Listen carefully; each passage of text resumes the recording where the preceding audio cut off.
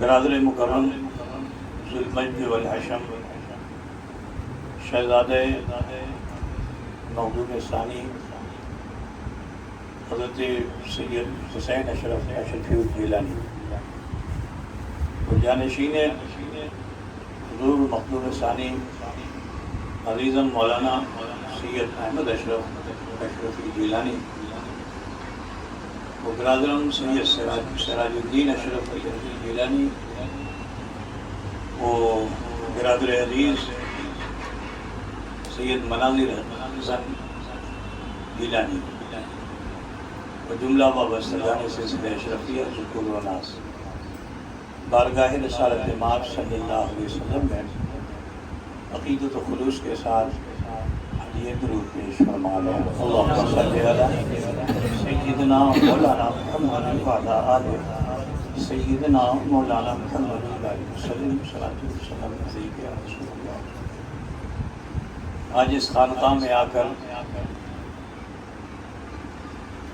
بےحد خوشی و مسرت بھی ہو رہی ہے، لیکن ساتھ ہی ساتھ دل میں درد بھی ہے، اور وہ یہ ہے کہ اب تک آتے رہے ہم اپنے برادر مکرم حضور شیخ الہند پیر طریقت رہبر راہ شریعت سید شاہ کمیل اشرف اشرفی الجیلانی جانشین حضور مخدوم ثانی شفقتوں سے مالا مال ہوتے رہے، لیکن آج ان کی کمی کا احساس ہو رہا ہے۔ خوشی اس بات کی ہے جو اللہ کے مقرب بندے ہوتے ہیں، اللہ تبارک و تعالیٰ موت انہیں بھی دیتا ہے، مگر بعد مردن ان کے تصرفات میں اضافہ فرما دیتا ہے۔ جب وہ وصال فرماتے ہیں تو حضرت جلال الدین رومی فرماتے ہیں کہ صرف انہی کا نہیں بلکہ ان کی قبر کا سایہ وہاں تک دراز ہو جاتا ہے جہاں سے ان کا چاہنے والا انہیں یاد کر لیتا ہے۔ تو جب قبر کا یہ عالم ہے تو صاحب قبر کا عالم کیا ہوگا؟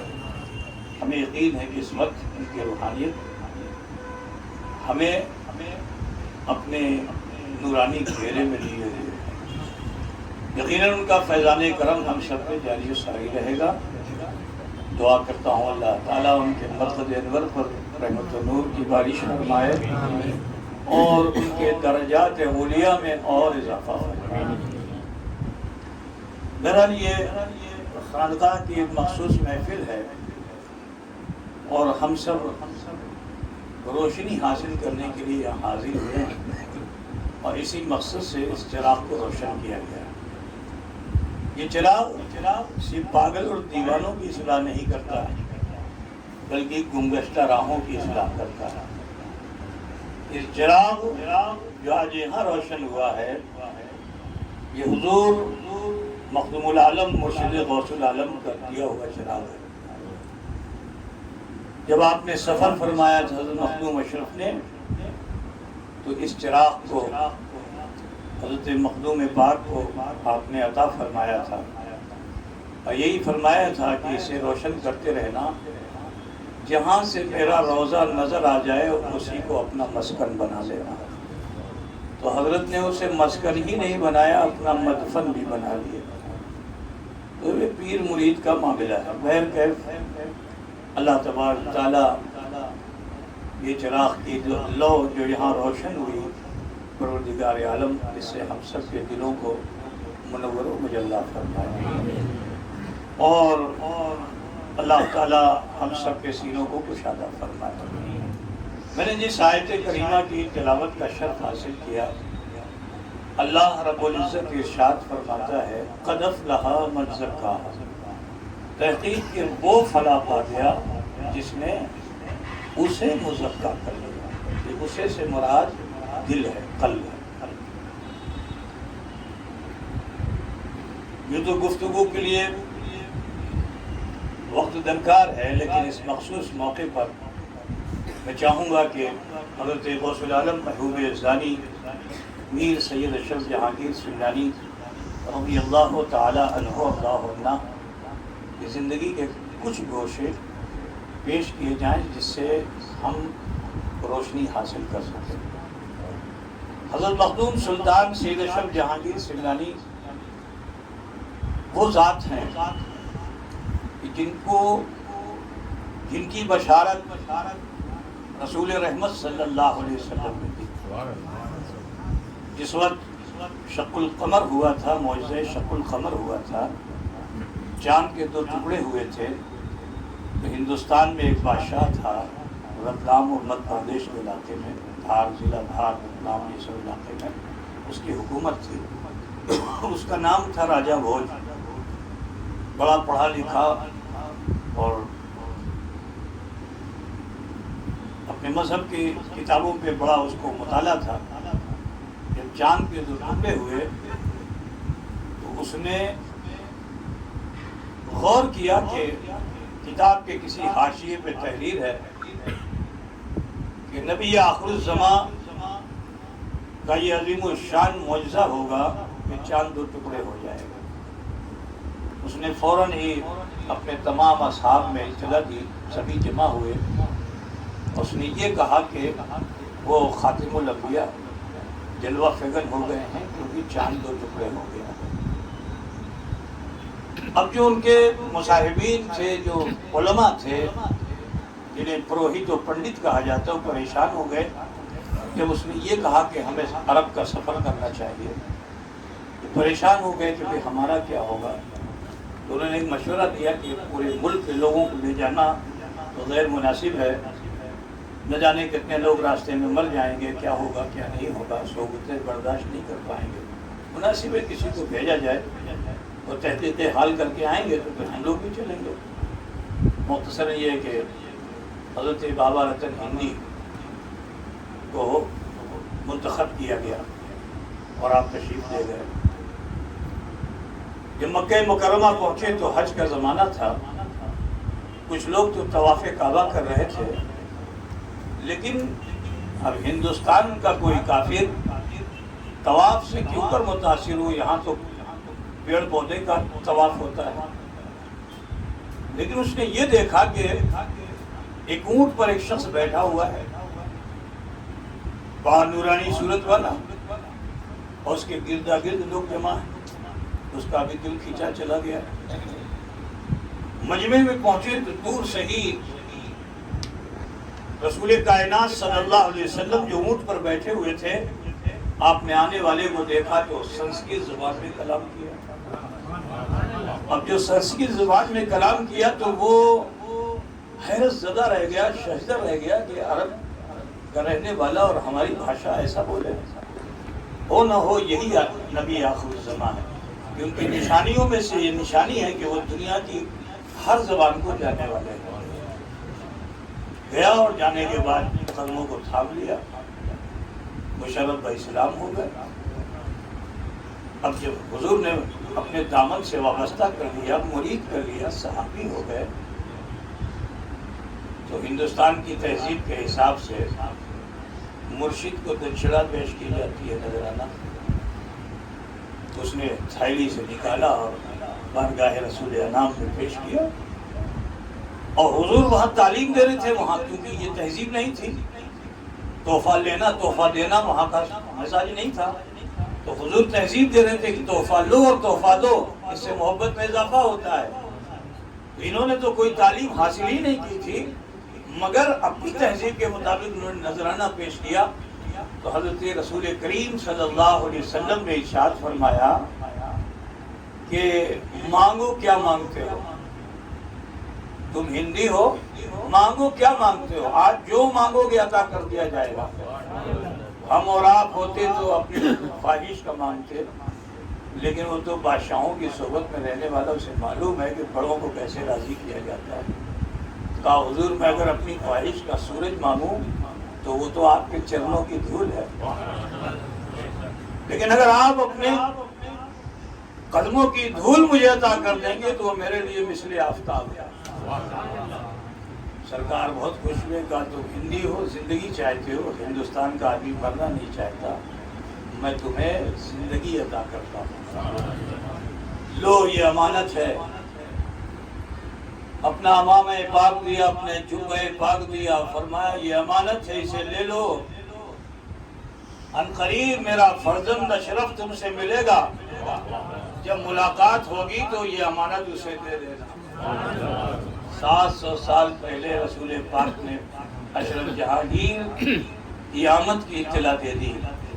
بالآخر آپ ہندوستان واپس آئے۔ راجہ بھوج ٹکڑے ٹکڑے میں مر چکا تھا وہ، اس کی حکومت ٹوٹ چکی تھی۔ تو حضرت بابا رتن ہندی نے یہاں تبلیغ اسلام شروع کی۔ میں آپ کو ایک تاریخی بات بتا دوں کہ سیلا دھار میں ایک مسجد ہے جس مسجد کو گھوش شالہ کہا جاتا ہے۔ اس مسجد کا نام ہی گھوش شالہ ہے، جو حضرت بابا رتن ہندی کے ہاتھوں سے رکھی ہوئی وہ پہلی مسجد ہے، اور وہاں آج بھی نماز بھی ہوتی ہے، اور کفار وہاں جا کے ہفتے میں ایک دن منگل کے روز یا بدھ کے روز وہاں وہ پوجا بھی کرتے ہیں۔ بہرحال دعا کیجیے کہ وہ مکمل طور پر مسلمانوں کے ہاتھ میں آ جائے۔ تو بہرحال وہ مخدوم اشرف جہانگیر سمنانی جو بشارت مصطفیٰ ہے، وہ مخدوم اشرف جہانگیر سمنانی کہ جو حضرت ابراہیم مجذوب کی بشارت ہے۔ بالآخر حضرت اشرف جہانگیر کی ولادت ہوئی۔ 7 سال میں تمام علوم عقلیہ نقلیہ سے فراغت حاصل فرمانے کے بعد آپ متبحر عالم دین ہوئے، اور جس طرح آج آپ نے چراغ روشن کیا ہے، ایسے ہی چراغ حضرت علاء الدولہ سمنانی جو فلسفہ وحدت الوجود کے بانیان میں سے ہیں، حضرت علاء الدولہ سمنانی، ان کی خانقاہ میں چراغ روشن ہوتا تھا۔ حضرت اشرف جہانگیر سمنانی بھی جس طرح آپ بیٹھے ہو آ کر کے، ایسے وہ بھی اس چراغ کے سامنے آ کے بیٹھتے تھے، اور معرفت کا جام حضرت علاء الدولہ سمنانی سے پیا کرتے تھے۔ عزیزان گرامی، 14 سال کی عمر میں والد کا انتقال ہوا، بادشاہ ہوئے، 10 سال حکومت فرمائی، اور اس کے بعد پھر حضرت خضر سے پہلی ملاقات۔ حضرت خضر نے فرمایا کہ اشرف تمہارا کام یہاں کا پورا ہو گیا، اب تمہیں دنیا میں اشرف الانبیاء کے پیغام کو پہنچانا ہے، اب چلیے ہمارے ساتھ، رخت سفر باندھیے۔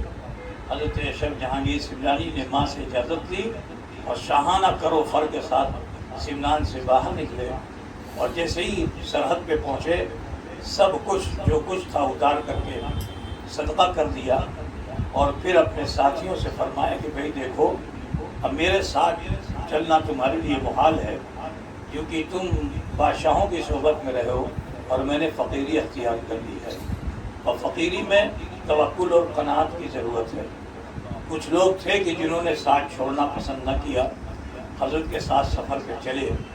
سفر ایسا کہ ایک بار نہیں 3 بار آپ نے پوری دنیا کا سفر فرمایا، اور سیرو فی الارض کی تفسیر بن گئے، وابتغوا من رحمت اللہ کی تفسیر بن گئے حضرت اشرف جہانگیر سمنانی۔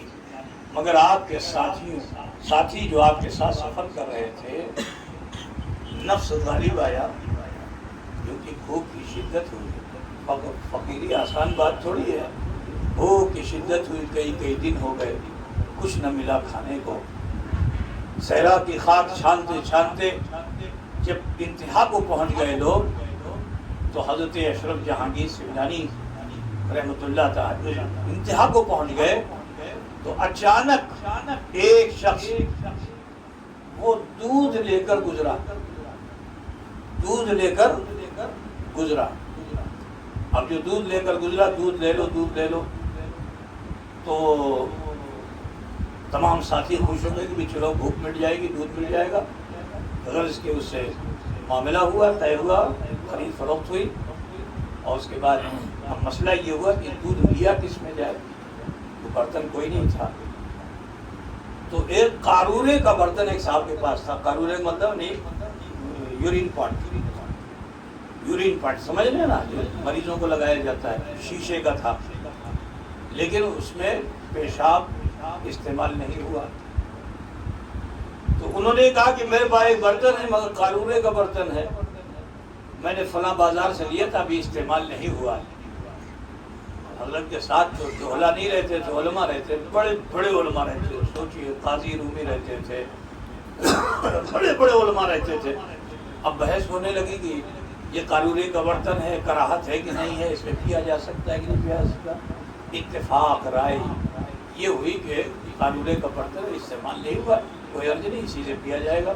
غرض کے لوگوں نے اسی میں دودھ لیا پیا، دودھ لیا پیا، دودھ لیا پیا. اور پھر جب شکم سیر ہو گئے، سفر آگے ہوا، اور وہ برتن جو تھا جن کے مصاحب کے پاس تھا وہ گرا، ٹوٹ گیا. اب جو ٹوٹ گیا تو ہم لوگ تو خیال نہیں کرتے کیوں ٹوٹا، کیسے ٹوٹا، لیکن حضرت اشرف جہانگیر سمنانی کی صحبت میں رہنے والے لوگ تھے. اب تبصرے کرنے لگے کیوں ٹوٹا، کیسے ٹوٹا، کوئی تعویل پیش کر رہا ہے، کوئی تعویل پیش کر رہا ہے. غرض کہ کسی کو اطمینان نہیں ہوا تو بارگاہ اشرف میں حاضر ہوئے. حضرت اشرف جہانگیر سمنانی کی بارگاہ میں آ کے عرضی لگائی کہ حضور ہمارے ساتھ ایسا ایسا معاملہ ہوا، ہم نے قارورے کے برتن میں دودھ کو پیا اور برتن ٹوٹ گیا، اس میں مصلحت کیا ہے؟ تو حضرت اشرف جہانگیر سمنانی فرماتے ہیں کہ وہ قارورے کا برتن جس میں مومنین نے دودھ کو پی لیا، اب رب نے چاہا نہیں کہ اس میں پھر نجاست آئے، گندگی آئے، لہذا اس پروردگار نے اس برتن کو توڑ دیا. اور پھر آپ تعلیم دیتے ہیں کہ مومن کا قلب بھی اسی قارورے کے برتن کے مطابق ہے، اسی قارورے کے برتن کے موافق ہے کہ اگر اس میں نجاست آ جائے تو یہ برتن ٹوٹ جاتا ہے. عزیزان گرامی، قد افلح من زکاہا، تحقیق کے وہ فلاح پا گیا جو تزکیہ نفس. عزیزان گرامی، تصوف کی راہ میں دو چیزیں بڑی اہم ہیں، زیادہ لمبی بات تو نہیں کر سکتا.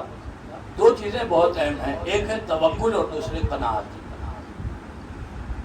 ایک توکل اور دوسرے قناعت. قناعت اور توکل ہم معنی ہے، قناعت کا بھی وہی معنی ہے اور توکل کا بھی وہی معنی ہے، لیکن بس فرق صرف اتنا ہے کہ قناعت اسے کہتے ہیں کہ جو رب نے دیا اسے قناعت کہتے ہیں، اور جو ملنے والا ہے اسے توکل کہتے ہیں. واللہ خیر الرازقین، اللہ ہی بہتر رزق دینے والا ہے. تو قناعت اسے کہتے ہیں جو ملا ہوا ہے، اب اسی میں گزر بسر کرنا ہے. ٹھیک ہے، حل بھی مزید کا نعرہ مت لگاؤ. یہ دنیا ہے نا، 10 ملا تو 100 کی تمنا کرتا ہے وہ، نہیں، اس سے رکو. جو ملا ہے اسی میں مطمئن رہو، اور اگر مطمئن نہیں رہو گے تو اس دل کو، اس قلب کو کبھی سکون نہیں ملے گا. اللہ نے جو دیا ہے اسی میں مطمئن رہو. آج دنیا میں اسی کی بڑی کمی ہے. توکل اور قناعت اگر مومن حاصل کر لے تو درویشی کی راہ میں اس کا ایک مقام رکھتا ہے. تو اب جو ملا ہے اس پر قناعت کرو اور امید رکھو کہ ملے گا. ان اللہ یرزق من یشاء بغیر حساب، بے شک اللہ بے حساب رزق دینے والا ہے. افسوس ہے کہ ہم حساب کرتے پھرتے ہیں. عزیزو خیال فرمائیے، حضرت اشرف جہانگیر سمنانی کے سفر کا ایک حصہ میں آپ کے سامنے رکھنا چاہتا ہوں کہ حضرت مخدوم سلطان سید اشرف جہانگیر سمنانی سفر فرما رہے تھے اور سہران وردی میں خاک چھان رہے تھے. ساتھی سباب کی مشاہدی چھال و پتے کھا کھا کر کے ہم نخلستان میں آ گئے تو کیا کھائیں، یہاں تو صرف ریت ہی ریت ہے. آخرکار جب صبر کی انتہا ہو گئی تو مصاحبین، مریدین، متوسلین سب حضرت کی بارگاہ میں حاضر ہوئے اور عرضی لگائی کہ حضور اب بھوک کی انتہا ہو گئی، اب برداشت نہیں ہے سرکار، کرم کیجئے، کھانے کا انتظام کیجئے. بہت دن گزر چکے ہیں، نہ پانی پیا ہے، نہ کھانا کھایا ہے، جا غلط ہے. تو حضرت نے یہی دعوت دی کہ میاں توکل کرو. کیا فرمایا؟ توکل کرو. ان اللہ یرزق من یشاء بغیر حساب، کہ بے شک اللہ بے حساب رزق دینے والا ہے. اللہ کی ذات پر کامل یقین رکھو، وہ پتھر کے کیڑے کو بھی روزی دیتا ہے. اللہ نے تو ہمیں ہاتھ پاؤں دیے ہیں، اللہ ہمیں ضرور رزق عطا فرمائے گا. صبر و استقامت کے ساتھ رہو. سب خاموش ہو گئے.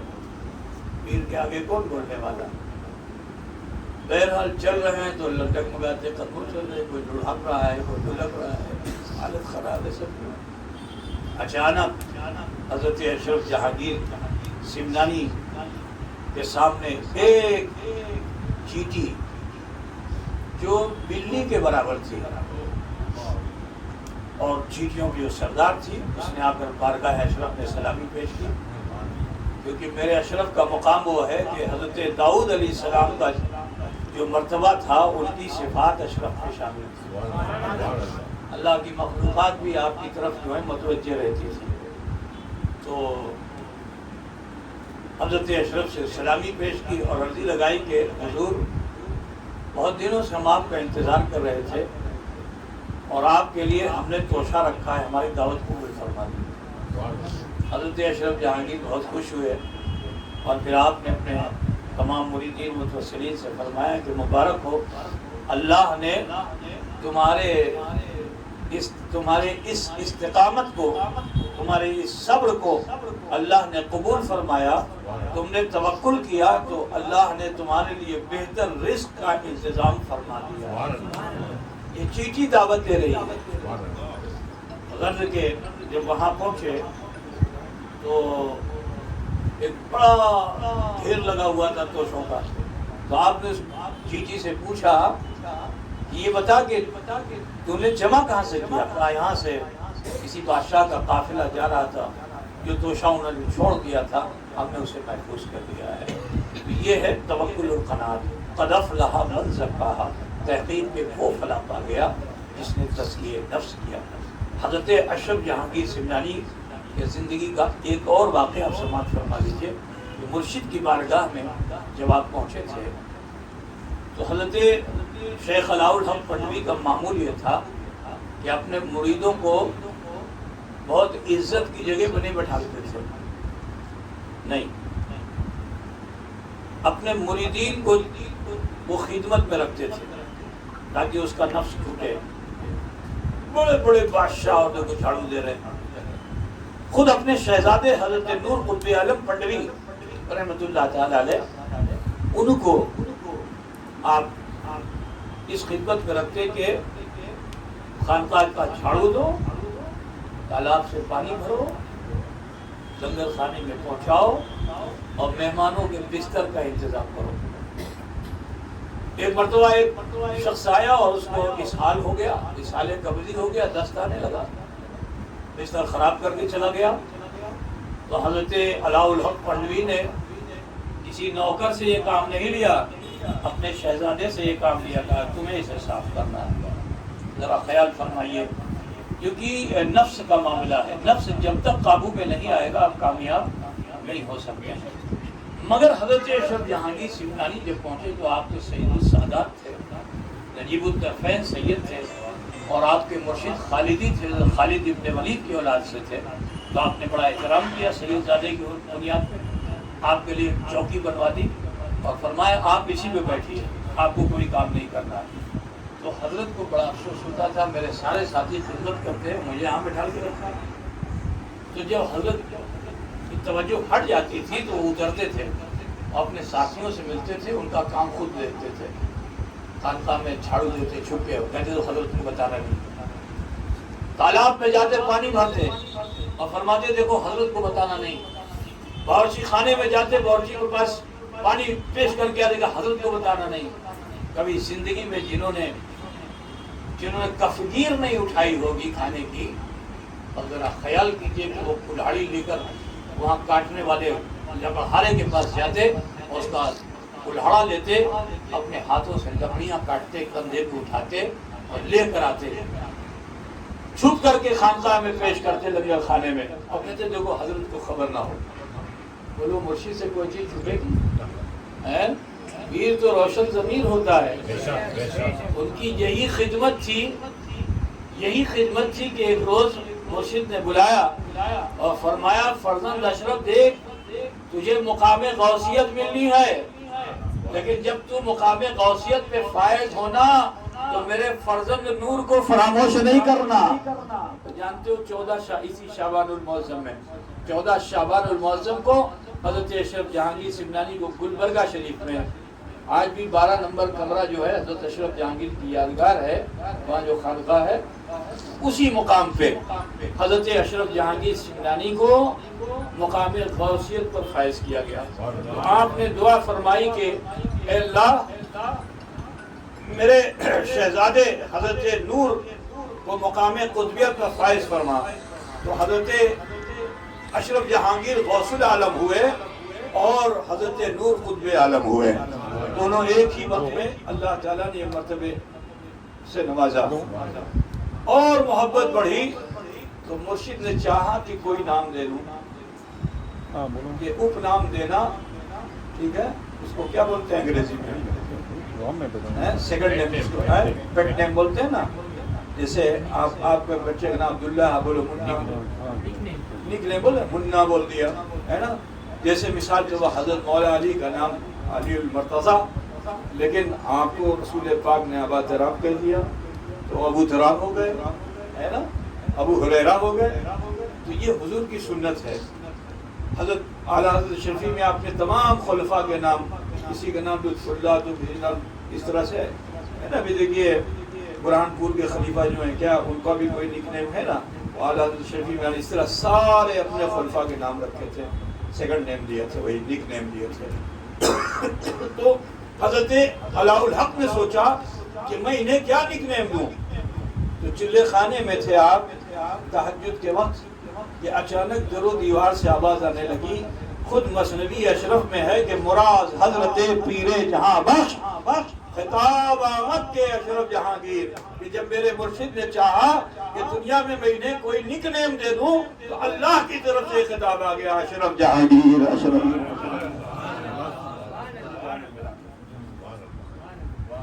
बात को कितनी फैलाई जाए तो कई रातें कई दिन गुजर जाएंगी। बस इतना बता दूं, वो अशरफ जहांगीर सिमनानी कि जो बहुत मोहताज थे मुरीद करने में, लेकिन वक्त जब आखिर आया तो आप बड़े बेचैन थे। जो लोग भी मुरीद थे, इनका होगा क्या। हर मुर्शिद बेकरार होता है, हो तो गया मेरे दामन से, बचेगा कैसे। आपसे ज़्यादा परेशान आपका पीर होता है, इसकी इस्लाह कैसे हो, इसका सुधार कैसे हो। दुनिया में नहीं सुधरोगे तो पीर साहब महशर में क्या करेंगे।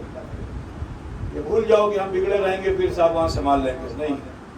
पीर से जुड़े हो तो मुर्शिद की तमन्ना है कि इसी दुनिया में मेरा मुरीद वो संवर जाए, सुधर जाए और शरीयत मोहम्मदी का पासदार हो जाए।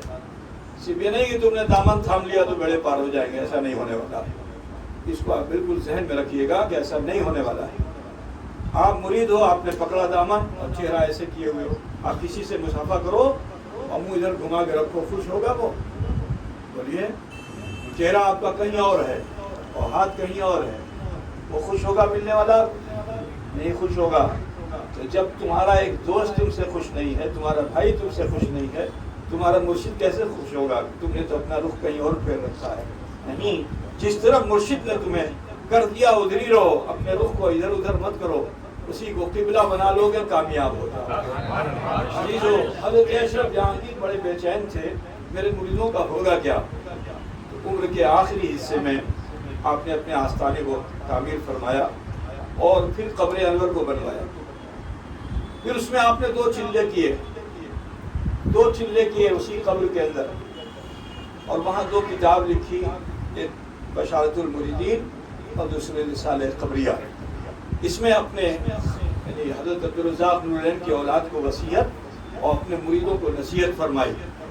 ये 80 दिन जो आपका गुजरा वहाँ, इस दरमियान अल्लाह की तरफ से निदा आई कि ए अशरफ, मैंने तुम्हारे मुरीदीन की तकदीर पर अफ़ो करम का कलम चला दिया है, अफ़ो करम का कलम चला दिया है। मेरे अशरफ फिर बाहर निकले तो कहा तुम मुरीद करने में बहुत मोहताज थे। उसके बाद 10 मुहर्रमुल हराम को ऐलान फरमा दिया कि अब इस फकीर से जिसको भी मुरीद होना है वो हो जाए, क्योंकि मेरा रब मुझसे राजी हो चुका है।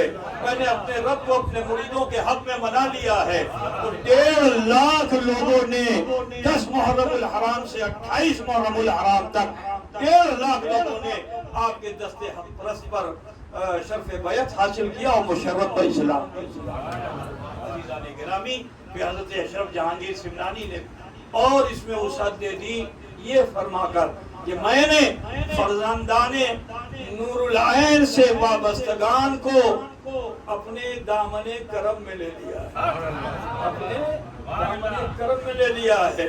تو اے وابستگان سلسلہ اشرفیہ، آپ خوشیاں منائیے کہ اشرف نے اپنے رب سے یہ وعدے لے لیے ہیں اور اللہ نے اشرف سے وعدہ لے لیا ہے۔ یقیناً ہم سب محشر میں انہی کی معیت میں جائیں گے اور انشاءاللہ بخشے بھی جائیں گے، ہے نا؟ اللہ کا شکر ہے کہ آپ اس وقت حضرت جانشین مخدوم ثانی کی سرپرستی میں ہیں اور پھر حضور شیخ الہند، اور انہیں بھی اگر ثانی سلطان الواعظین کہا جائے تو بیجا نہیں ہوگا۔ یقیناً وہ ثانی سلطان الواعظین تھے اور ان کا جو طریقہ ہدایت و خطابت تھا وہ بڑا ہی اچھوتا اور نرالا تھا۔ عزیزم سلمو، مولانا سید احمد اشرف جو ان کے سچے جانشین ہیں، ہمیں یقین ہے کہ ان کی خوبیاں یقیناً ان میں وضعیت کر گئی ہیں، اور آپ سب بالکل مایوس نہ ہو، انشاءاللہ تعالی ایک چراغ میں بولو کتنی روشنی ہے، کتنے کونے؟ ایک ہی چراغ ہے نا، اور روشنی سب بولیے، چراغ کی روشنی سب ایک ہی طرح کی دکھتی کہ نہیں دکھتی ہے؟ بولو تو چراغ اشرف ہم ہیں اور اس کی روشنی اور اجالا بھی ہم ہی ہیں۔ انشاءاللہ تعالی جو خوبیاں آپ نے اپنے مرشد میں پائی ہیں، انشاءاللہ تعالی ان کے شہزادے سے آپ کو فائدہ حاصل ہوتا رہے گا۔ ہم سب خانقاہ میں ہیں اور خانقاہ کی جو تعلیم ہے میں چاہوں گا کہ اس پر بھی تھوڑا سا عمل کر لیا جائے۔ وہ یہ ہے کہ خانقاہ میں مراقبے اور محاسبے کی دعوت دی جاتی ہے نا؟ تو میں چاہوں گا کہ آؤ ہم سب تھوڑی دیر کے لیے مراقبہ کریں اور محاسبہ۔ مراقبہ اس لیے کیا جاتا ہے تاکہ آپ احساس کریں کہ اللہ مجھے دیکھ رہا ہے۔ اسی مراقبے کو کرتے کرتے کچھ لوگ ایسے ہو جاتے ہیں کہ یہ احساس ان کا اتنا بلند ہو جاتا ہے کہ پھر وہ خدا کو دیکھنے لگتے ہیں، وہ اللہ کو دیکھنے لگتے ہیں۔ اس مقام پہ تو حضرت شیخ الہند تھے، ہم وہاں تک ابھی نہیں پہنچ سکتے ہیں۔ ہم خدا کو دیکھنے کی، خدا ہمیں دیکھ رہا ہے، ہم اسی کا یقین کر لیں تو کامیاب ہو جائیں۔ وہ تو اتنے کامیاب ہیں کہ جب ذرا گردن جھکا لی دیکھ لی تصویریں یار، ہے نا؟ تو الحمدللہ ہمارا مرشد بہت کامیاب، اللہ کے نزدیک ہم ان کے دامن سے وابستہ ہیں، تو لہذا تصور یہ ہونا چاہیے کہ اللہ ہمیں دیکھ رہا ہے۔ بولیے اگر یہ احساس کسی میں بیدار ہو جائے تو جرم کرے گا وہ؟ ایک چور اگر چوری کر رہا ہے تو راستے کے مسافر سے بھی خوفزدہ ہوتا ہے۔ اگر درخت سے سوکھا پتا تھوڑا سا ہوا چلے اور کھڑ کھڑ کرتا ہوا زمین پہ گر جائے اور اس کی آواز زمین پہ ہو تو اس سے بھی وہ چور ڈرتا ہے کہ کہیں مجھے کوئی دیکھ تو نہیں رہا ہے۔ معلوم کیا ہوا کہ دیکھنے والے سے ڈرتا ہے انسان، ہے نا؟ لیکن جو دیکھ لے اس سے عیب چھپانا بھی نہیں چاہیے۔ اگر آپ اجازت دیں تھوڑی سی میاں تو میں ایک مثال پیش کروں۔ کبھی کبھی ہم لوگ اپنے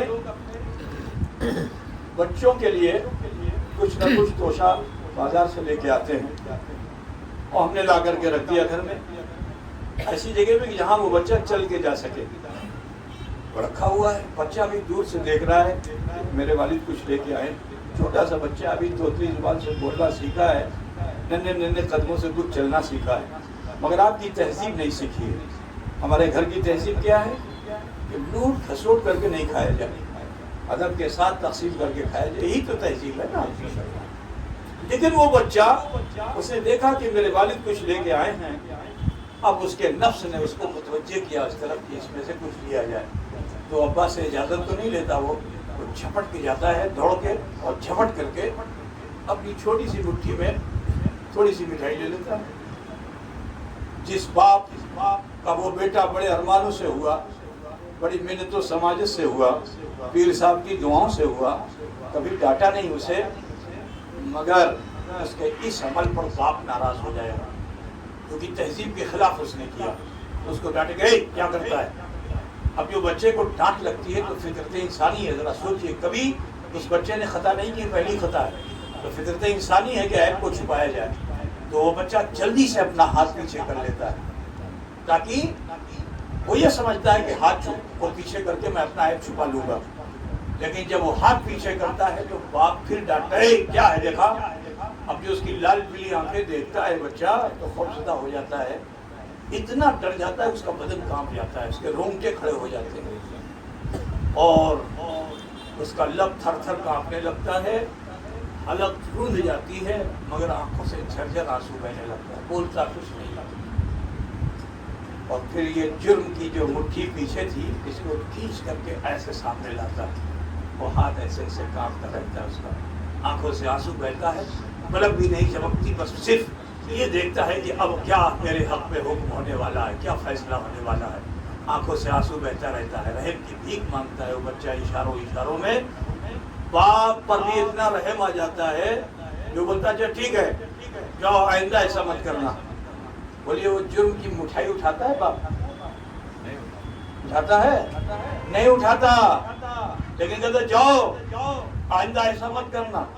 بلا تمثیل و تشبیہ مجھے کہہ لینے دو کہ جب ایک انسان دوسرے انسان کے پاس رحم کی بھیک مانگتا ہے تو اس میں اتنا ترحم ہے کہ جائے کہ یہ انسان اس رحمان کی بارگاہ میں اس بچے سے سبق سیکھ کر اس حال میں پہنچ جائے تو کیا وہ رحمان و رحیم جو غفار و غفور ہے ہماری خطائیں نہیں معاف فرمائے گا؟ لہذا عرض یہ کرنا ہے اپنے رب کی بارگاہ میں رجوع کرو اس یقین کے ساتھ کہ خدا ہمیں دیکھ رہا ہے، ہم سے بھی بڑے جرم ہوئے، ہم سے بھی بڑی خطائیں ہوئی ہیں، اس کی بارگاہ میں رجوع کرو، سوچو کہ خدا مجھے دیکھ رہا ہے اور دیکھنے والے سے چھپایا نہیں جاتا۔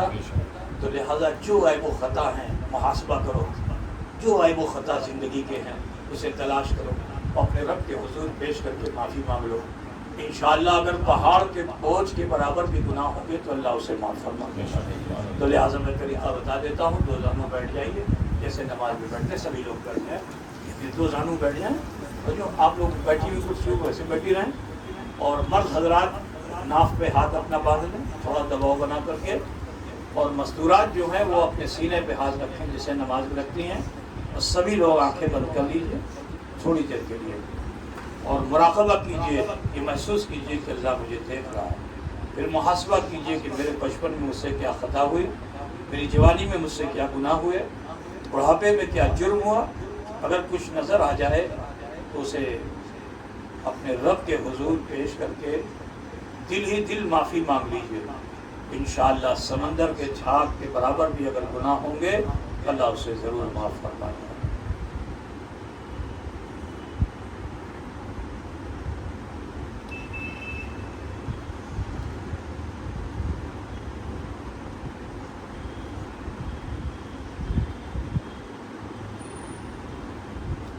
پڑھیں جیسے میں پڑھتا ہوں، بسم اللہ الرحمن الرحیم، لا الہ الا اللہ محمد رسول اللہ، استغفر اللہ ربی من کل ذنب واتوب الیہ۔ اے اللہ تیری بارگاہ میں سچے دل سے سب چھوٹے بڑے گناہوں سے ہم توبہ کرتے ہیں اور ہم وسیلہ چاہتے ہیں تیرے محبوب سید عالم نور مجسم احمد مصطفیٰ محمد مصطفیٰ صلی اللہ علیہ وسلم کا۔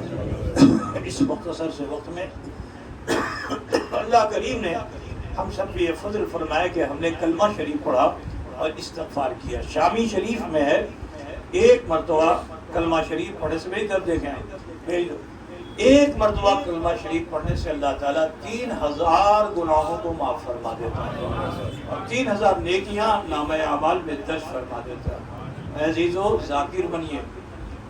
آج ہم دنیا کی ہر سہولتیں حاصل کر رہے ہیں مگر دل کو سکون نہیں ہے، اس لیے کیونکہ ذکر اللہ سے ہم غافل ہیں، اللہ کے ذکر سے بہت دور ہو چکے ہیں۔ عزیزو ذاکر بنیے، صوفیاء کرام جا کے اپنے مرشد کی خانقاہوں میں بیٹھ کر کئی چلے کرتے تھے، تب یہ دل چلتا تھا۔ آج کی اس چلتی پھرتی دنیا میں بیٹھنا بہت مشکل ہے، تو میں بھی آپ کو ایک آسان نسخہ دے رہا ہوں، باجازت حضرت شیخ الہند۔ یہ میرے جملے نہیں ہیں، حضرت شیخ الہند کی طرف سے اشارہ ہے، تو میں آپ سے کہہ رہا ہوں چلتے پھرتے آپ اس عمل کو کر سکتے ہیں۔ بس صبح کو جب اٹھیے تو وضو کی نیت ضرور کیجیے، وضو کی نیت ضرور کیجیے اور باوضو ہو جائیے، کیونکہ منہ دھلتے ہیں آپ جسم کے ہر حصے پہ پانی ڈال دیتے ہیں جہاں سے وضو میں پانی جاتا ہے، تو وضو کر لیجیے اور پھر بستر پہ ہیں تو ذکر، راستے میں ہیں تو ذکر، جہاں خالی اپنے محسوس کر رہے ہیں وہاں دوسرے خیالات سے ہٹ کر صرف ذکر کیجیے، لا الہ الا اللہ محمد رسول اللہ۔ پڑھنے میں کوئی دشواری نہیں ہے، ٹھیک ہے؟ اس کو اگر آپ پڑھیں گے تو اس سے ایک فائدہ یہ ہوگا کہ اگر آپ راستہ چلتے ہیں آپ کے وقت میں برکت ہو جائے گی، اگر عورتیں کھانا پکا رہی ہیں تو ان کے کھانے میں لذت آ جائے گی، ٹھیک ہے؟ آپ کاروبار میں ہیں، بڑے چیلنج کے ساتھ کہتا ہوں کہ ذکر کرتے رہیے، انشاءاللہ اللہ نقصان ہوگا لیکن پھر نفع اس سے کہیں زیادہ اللہ عطا فرما دے گا۔ وہ کاروبار درست ہی نہیں ہے کہ جس میں نقصان نہیں ہو، سمجھ رہے نا؟ تو میں یہی کہتا ہوں نقصان تو ہوگا لیکن پھر نفع اللہ اس سے کہیں زیادہ عطا فرما دے گا، ٹھیک ہے نا؟ ذکر کی کثرت کیجیے۔ سب سے بڑا فائدہ کیا ہے؟ جب کثرت ذکر آپ کرنے لگیں گے تو زبان کا اثر دل پہ ہو جائے گا، اور جب زبان کا اثر دل پہ ہوگا تو زبان ٹھہرے گی مگر یہ دل نہیں ٹھہرے گا، پڑھے گا کلمہ لا الہ الا اللہ محمد رسول اللہ، الا بذکر اللہ تطمئن القلوب، ہوشیار ہو جاؤ اللہ ہی کے ذکر سے قلوب کو اطمینان حاصل ہوتا ہے۔ بے-چینیاں دور کرانی ہے، سب سے بہترین طریقہ یہ ہے کہ ہم ذکر اللہ کی کثرت کریں۔ دوسری چیز استغفار کے عادی بنیے، کم سے کم 24 گھنٹے میں سے آپ 5 منٹ 2 منٹ جیسے آج بیٹھے ہیں ایسے بیٹھ کر وقت نکالیے جس میں نہ آپ کی بیوی، نہ ماں، نہ بہن، نہ بھائی، رشتہ دار کوئی نہیں، صرف آپ ہوں اور آپ کا رب ہو۔